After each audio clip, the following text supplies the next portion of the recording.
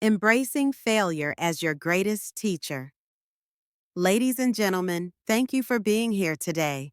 I want to invite you on a journey into one of the most misunderstood, avoided, and yet transformative parts of life failure. Yes, failure. Before your mind races to all the uncomfortable memories or missed opportunities, pause and consider this. What if failure isn't your enemy? What if it's your greatest teacher? A mentor disguised in hardship. From childhood, we're taught to fear failure. We're graded, measured, and told mistakes are bad. We grow up equating failure with shame. But here's the truth. Failure isn't a sign of weakness.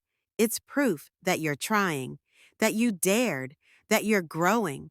If you've never failed, you've probably never really stretched yourself. So let's redefine it. Failure isn't falling down. It's refusing to get up. It isn't a verdict. It's feedback. And feedback is the foundation of growth. Let's take some names. J.K. Rowling was rejected by 12 publishers. Walt Disney was told he lacked imagination. Steve Jobs was fired from the company he created. Were those failures? Yes, but more importantly, they were lessons, turning points, necessary detours. Success doesn't come in spite of failure, it comes through it. Failure teaches us more than success ever could. It brings clarity, it reveals what's working and what isn't. It teaches resilience. Every failure strengthens your ability to endure. It brings humility, reminding us that we're always students, and it sparks creativity, forcing us to innovate and explore new paths we wouldn't have considered otherwise. These are not setbacks, they're steps forward. Success is not a final destination, it's the result of consistent action, adaptation, and failure. We're often shown only the highlight reels of people's lives, not the drafts, the rejections, the sleepless nights. But those are the moments where growth lives. Ask yourself, what would I attempt if I wasn't afraid to fail? Because often it's not failure that holds us back.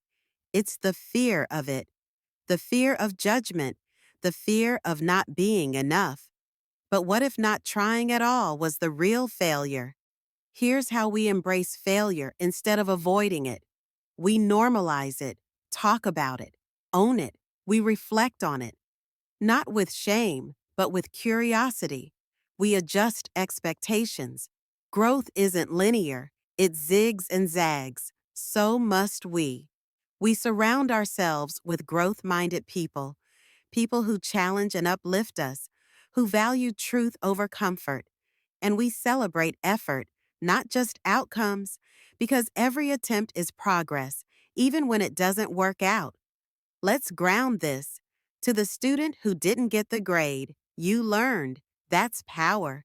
To the entrepreneur whose launch failed, now you have data. That's clarity. To the parent who made a mistake, you modeled growth. That's love. To anyone who fell short, you are still standing. You are not finished. Courage is not about never falling. It's about rising again and again.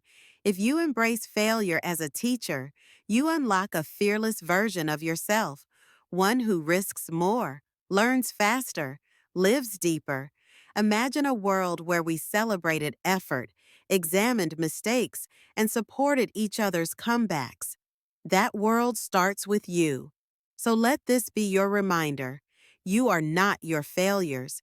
You are the strength that rises from them. You are not defined by setbacks.